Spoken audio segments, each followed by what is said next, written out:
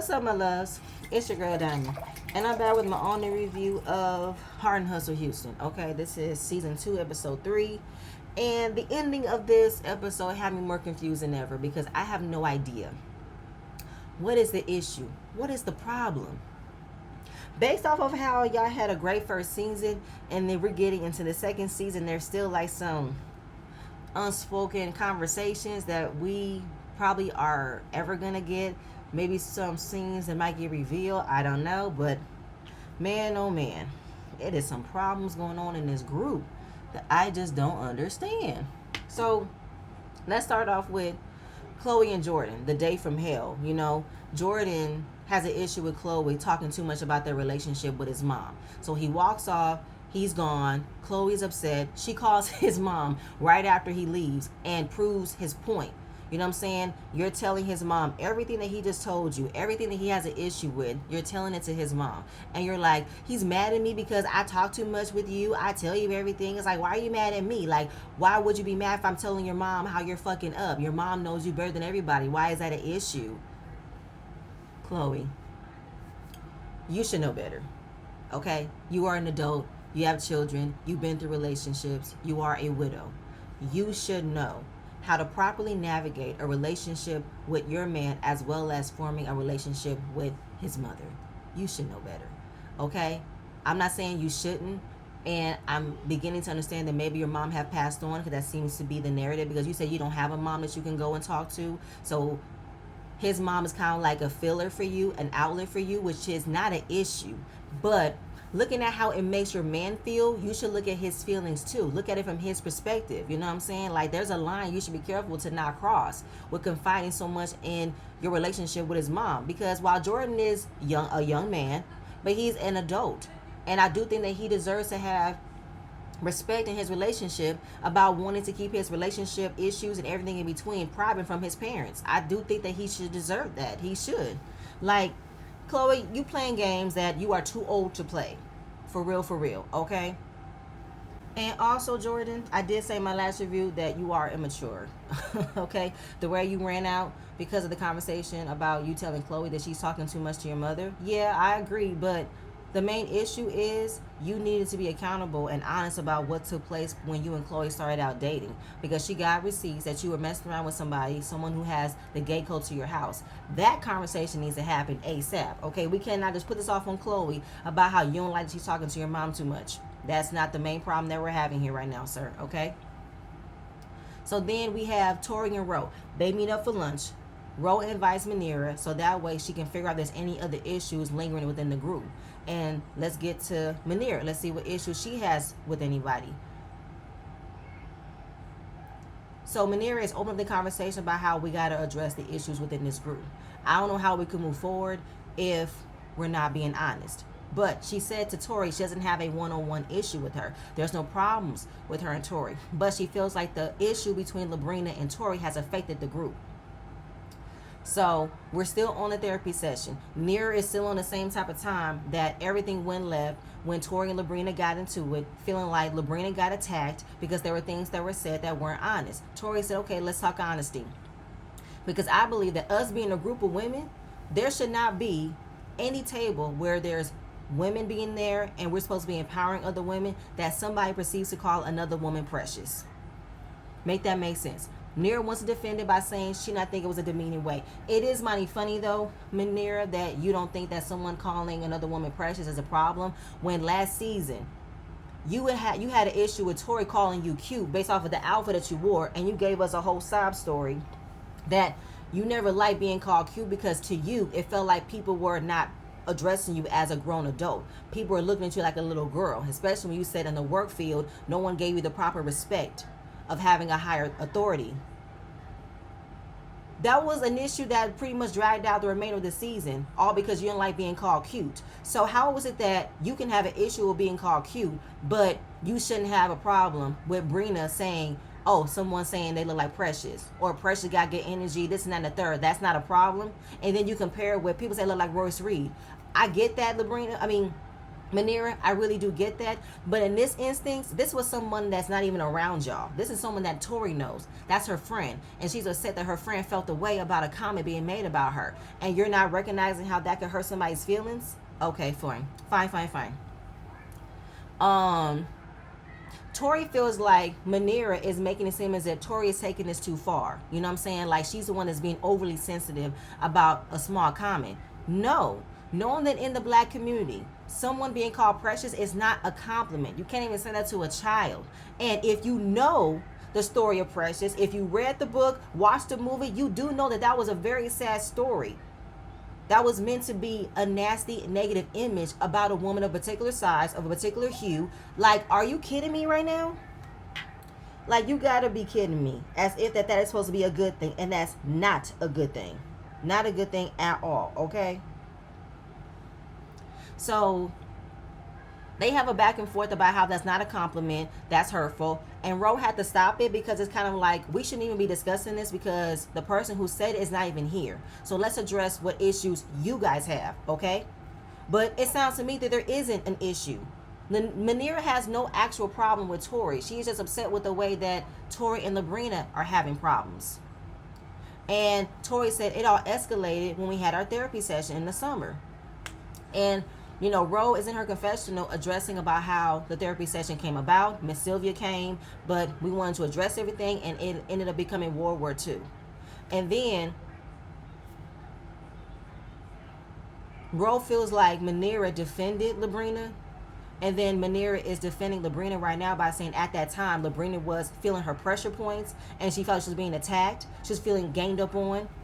And Latoya was like, no, we're going to let's address it correctly.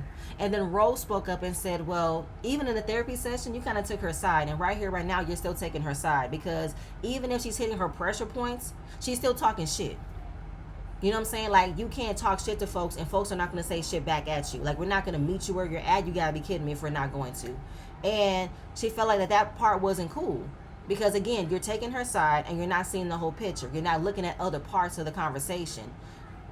I think Tori said you're digesting what she's telling you because she has told other people that I don't have confidence. I'm insecure. I'm two-faced. I'm a liar. And she don't want to talk to me again. And that is the narrative that she is making about me. It is mighty funny, though, that Tori ain't said nothing negative about Labrina other than she didn't like the comments that she made. But then you got Labrina who was adding all these insults about Tori's character, which isn't cool. So I just think that you don't have an issue with Tori Nira, but you are taking on Labrina's issue. Okay, in your confessional, you says you feel the way you want to feel with Labrina. I do think that Labrina was handled wrong. You can say I'm biased. You can say I'm taking a side, whatever it was. Well, that is your interpretation. But at the end of the day, you have to look at other people's side of things as well. Look at their perspective. And they're not being understood, and they're not being heard about how Labrina's comments affected them.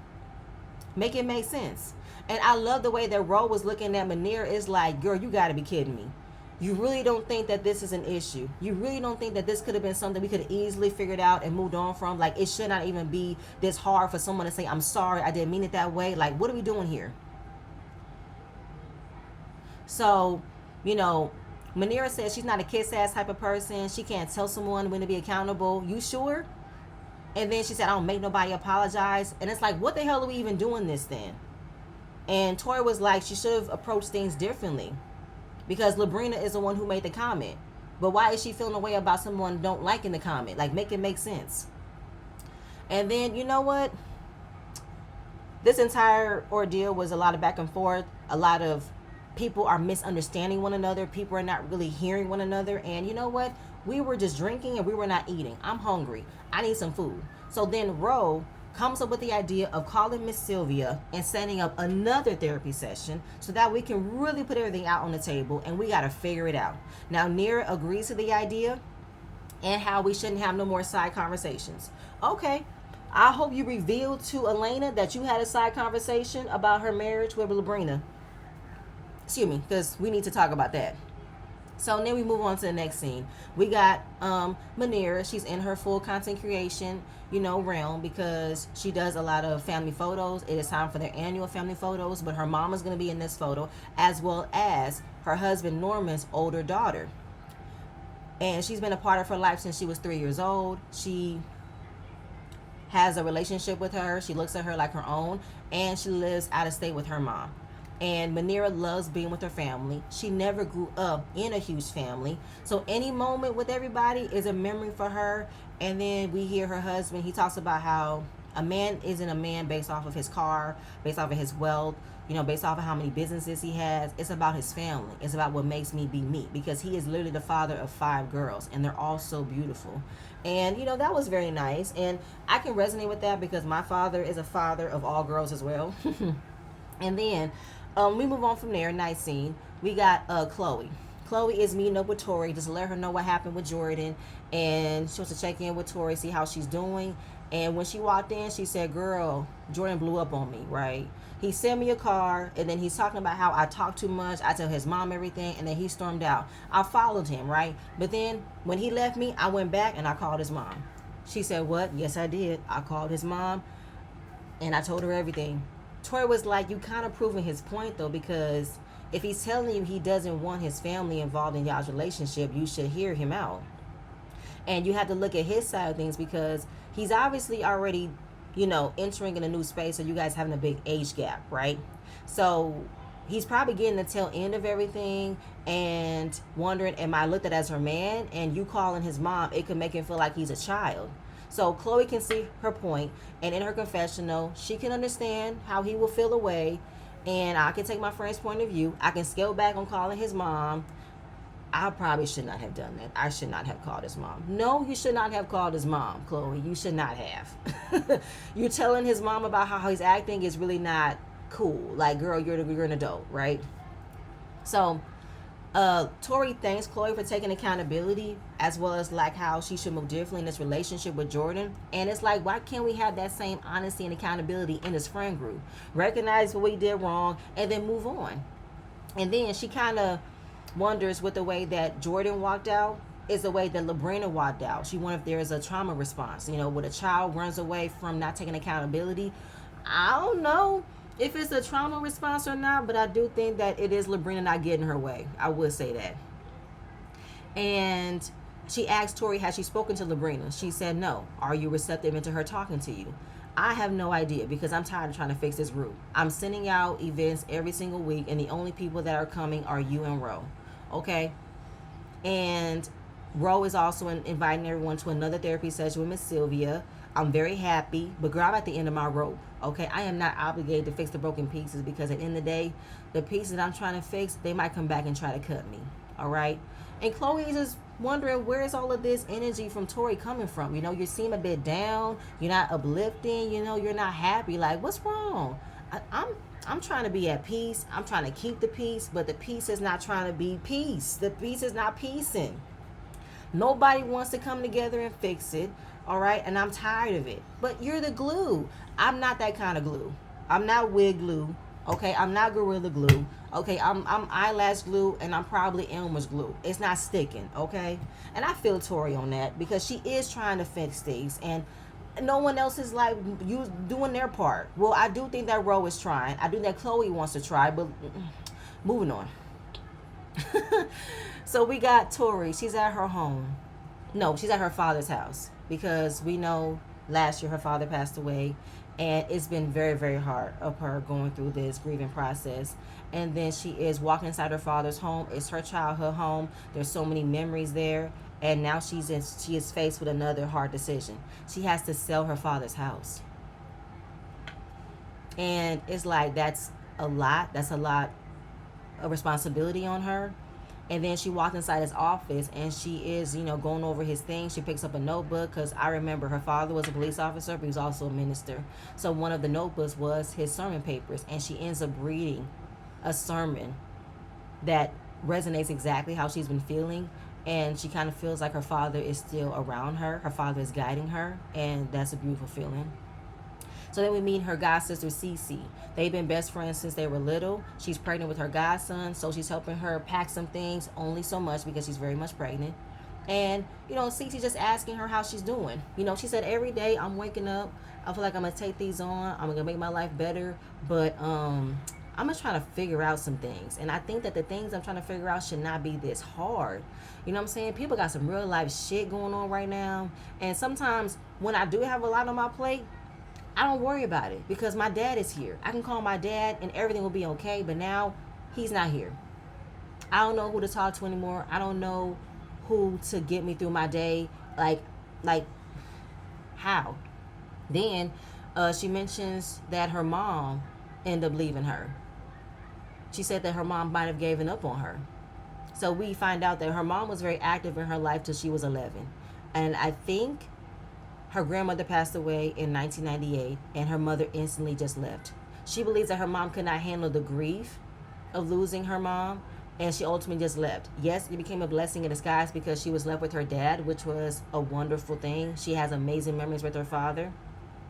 But she still wishes that her mom would have been there so she can feel her mom stayed. But she thinks that her mom did not have the capacity to love her enough to stay, which is very sad.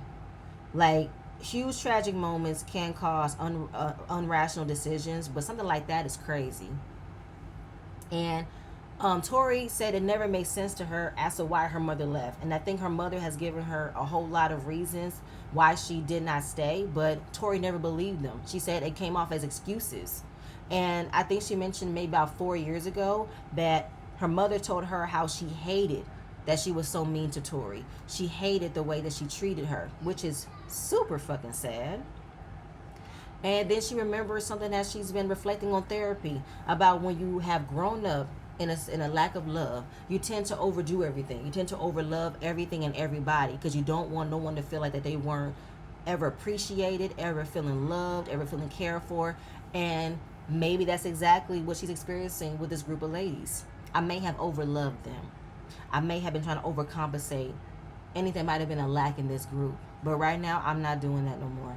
I can only do so much. I can't force myself to try to fix it. I can only fix me. I can only make my life be at peace the way I want it to be. I can only focus on what I can focus on, which I don't disagree with Tori. I don't, because that's a lot to put on yourself. And if no one else is helping you to reach that point where everybody can be cool and you're putting on yourself, it's like, why the hell am I even doing this? Because I don't think no one is appreciating all the steps I'm trying to make of everybody to be good and everyone wants to still be at odds. And it's like, fuck all y'all, basically. Like, because I've had that tendency sometimes to overcompensate on things, invite myself more to be of, more availability. I sometimes have a hard time saying no to things because I don't want to make no one feel like I'm not trying to be there. I don't want to act like I don't have, space and time to do certain things because I tend to put myself last sometimes. I do. So I really do understand that. I really do. Moving on. All right, now we are moving on to Elena. Elena is having some quality time with her children. She is trying to gain a bit of normalcy because the backstory of her and Josh been together for 21 years, married for 15, but a few months ago she asked him to move out of the house. They've been separated, and God is good, you know what I'm saying, but the change has not been good. She says she doesn't have enough time to spend with her girls because she's focusing on her children and her career.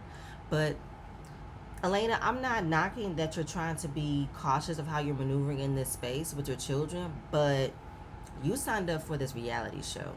And I know that you ran from having conversations about your marriage last season, but knowing that you opened up this season with saying that you have been separated, you're going through the process of filing for divorce, you're going to have to show up. I'm sorry, not sorry, because we can't always see you and scenes separate from the group. You need to integrate with the group because do you have any issues with the group? I mean, listen, we know you're going to have a one-on-one scene with Labrina to check her about why did she have a conversation with Josh about your marriage, which is something you should have a scene with. But other than that, it's just like, you got to be present. It's the same with Manera. Like, I'm not knocking Manera of showing us what she does as a content creator, but I need to see more than just family scenes. I need to see her actually showcasing a brand that she has to set up to do a scene for, as well as Elena. I know you are a makeup artist, but I need for you to show up to be a part of the group with the girls. I need for you to bring in other kind of conversations.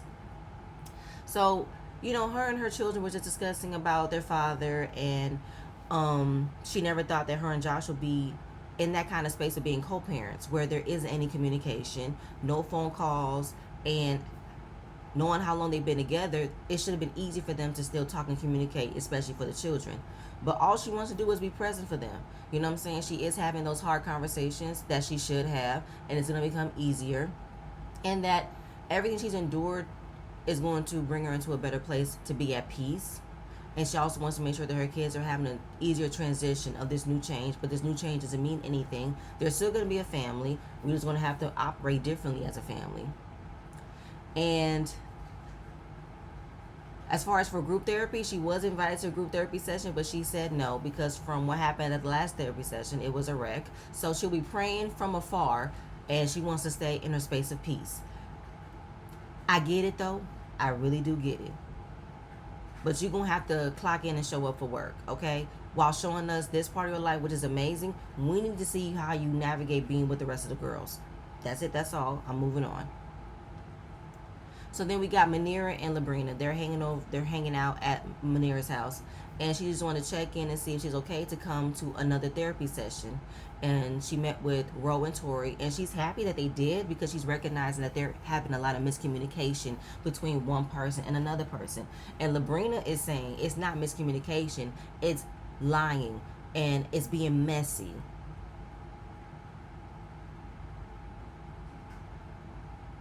And what was being lied on? What was being messy, Labrina?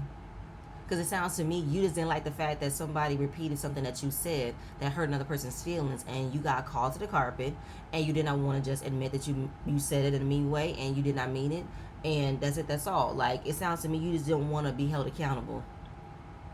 So, getting ready for the therapy session, she's going back to the vineyard where everything was cool, everything was nice, and on a good note, right?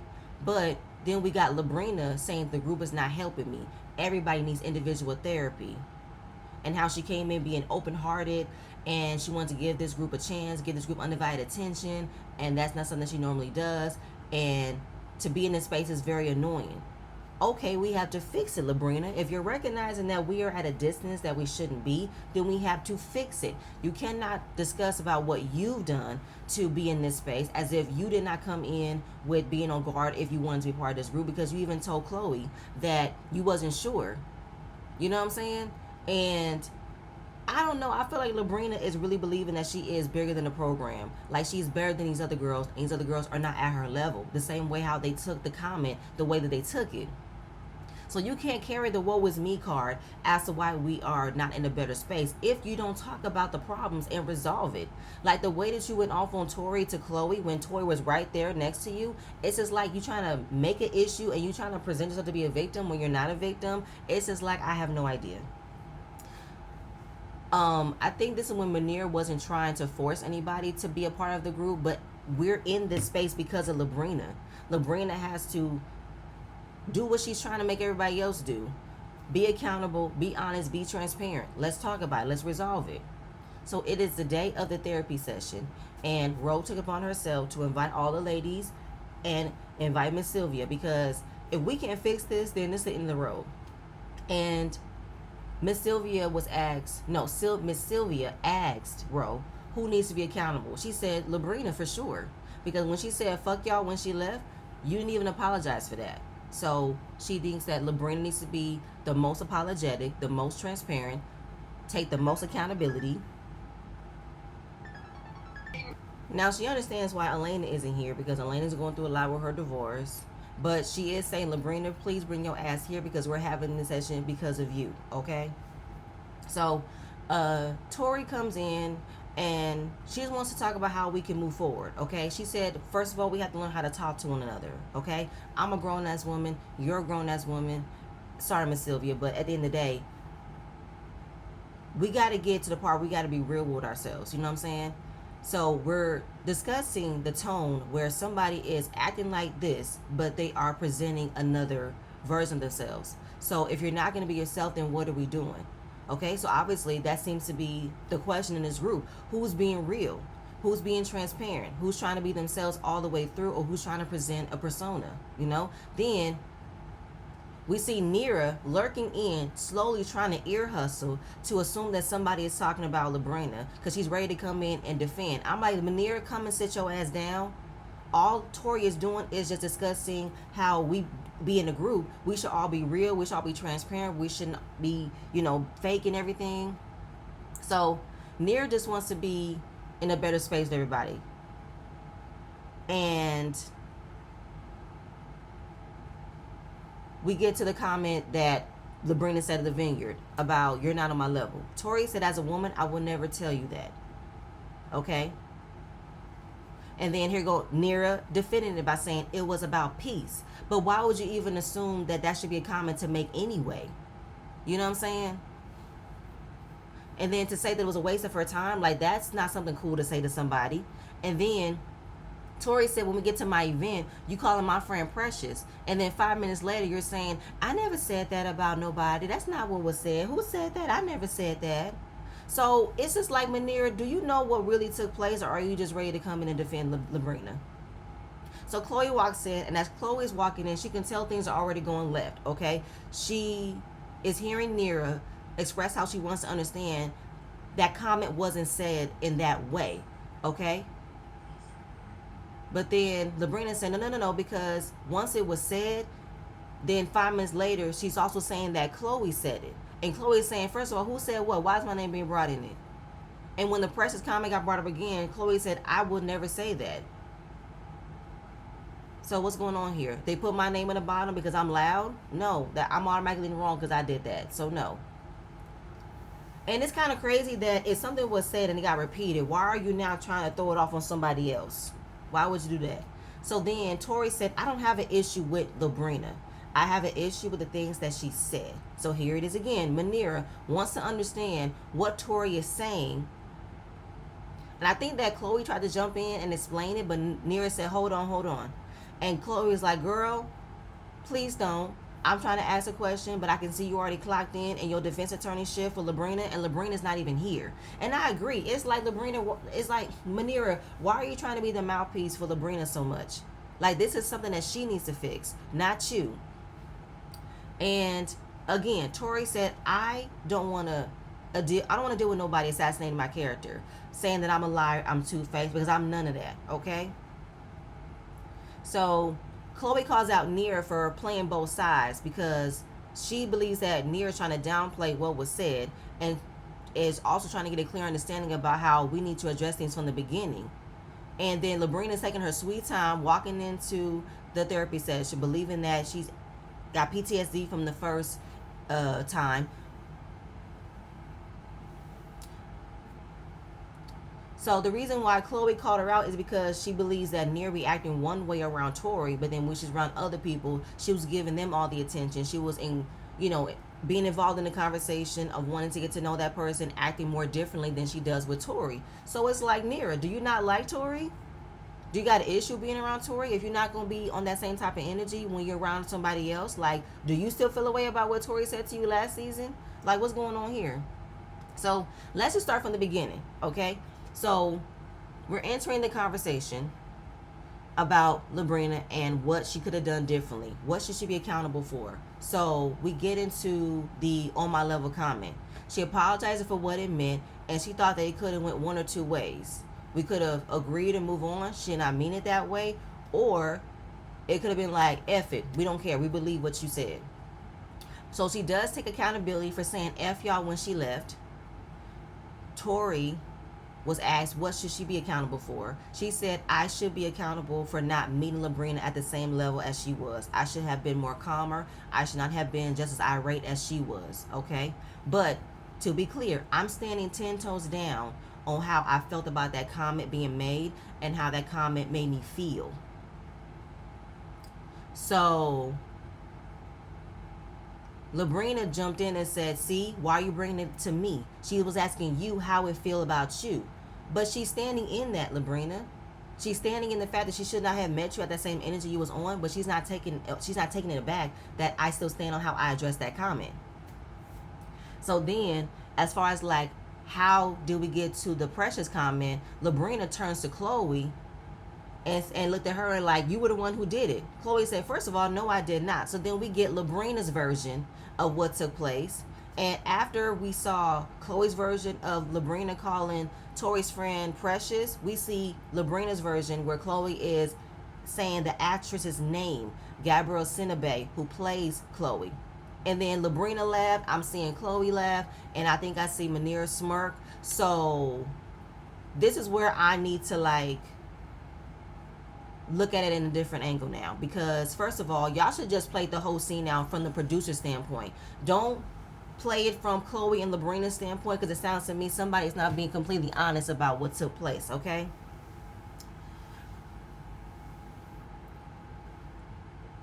So to me though, Chloe, it did look like you added in to the comment that Labrina said first, and it still didn't look good. And then it's just a whole lot of back and forth about how did the comment get back to Tori's friend. And that's all Labrina keeps on saying, like, how did it get back to you? Why are we discussing why it got back to her? We're not discussing that, Labrina. It's about why did you even say that? You're dismissing the fact that the comment was made. So it doesn't matter how it got back to Tori. You said it. So it's a mixture about who's going to get the last word, because I honestly feel like Labrina is looking down on Tori. I don't know why. I just feel like Labrina thinks that she is the better Heart and Hustle representation, because she has the lifestyle, she has the NFL husband, she has the big house, you know, she has the lifestyle that she's assuming everybody wants to aspire to be or aspire to have, as if the rest of these ladies don't have their own successes. I don't know. I just get that energy from Labrina, because she was being nice, nasty when they were going back and forth. Then, you know, she's dismissing her by calling her sweetie. I can start with who I want to. It's like, you are not the God to nobody. And then you saying you can't tolerate lying, but you're placing somebody who wants to be an age of chaos on Tori, who you think has an issue, but she says she don't. It's just a whole lot of back and forth, a lot of confusion that I can't even clear up myself, because it doesn't make any sense to me as to why Labrina has so much angst towards Tori over a comment that she made, and Tori is responding to her about how I didn't like that you said that. And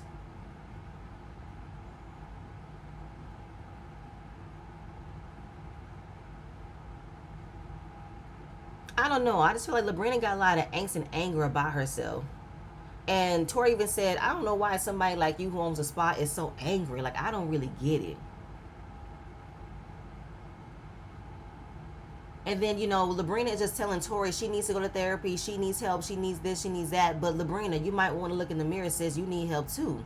And Ro is getting so irritated, because it's like, we didn't even have to come here for this. Y'all wasting Miss Sylvia's time, and we're going to go around 3 more motherfucking times to just have the same conversation. Let her talk, because Miss Sylvia was trying to get the ladies to calm down and start over. Because like I said earlier, I feel like everybody should have came in at one time, and we should have started from the beginning and worked our way through. Everyone's coming in and chiming in between conversations where we're not getting a clear understanding about, we're not getting a clear resolve about. So everything was just all up in this, just everyone going back and forth, going back and forth, going back and forth. Nothing was really clear. And yeah, it's just to be continued when it comes to therapy session, because here's my thing and here's my issue. Knowing that we've seen Labrina's comment being made multiple times, then we see Labrina's version where Chloe made the comment, I'm just like, both of y'all are wrong. Both of y'all are wrong. Either way you look at it. Chloe, you did not say, oh my God, Labrina, why you say that? You didn't say that. You smiled after you said the actress's name, which wasn't cool. It would have been a whole different ordeal if you said, oh, you mean tell me Tori's friend looks like Gabrielle Sidibe?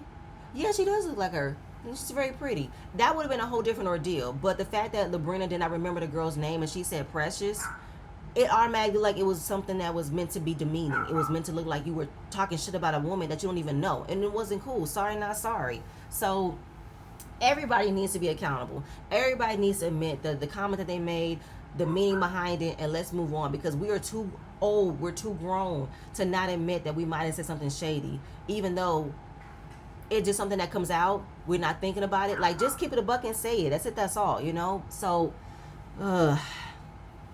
I have no idea, because I feel like after this we should be done with this on my level comment and the Precious comment. We need to talk about something else. We need to move on to something else. What else is going to occur this season other than this? I need to know, because we cannot keep on dragging this out. It's been dragged out too much at this point. But y'all, that's it. That is it. That is all I have. Please stay tuned for this video, and I'm gonna see you guys later. Bye.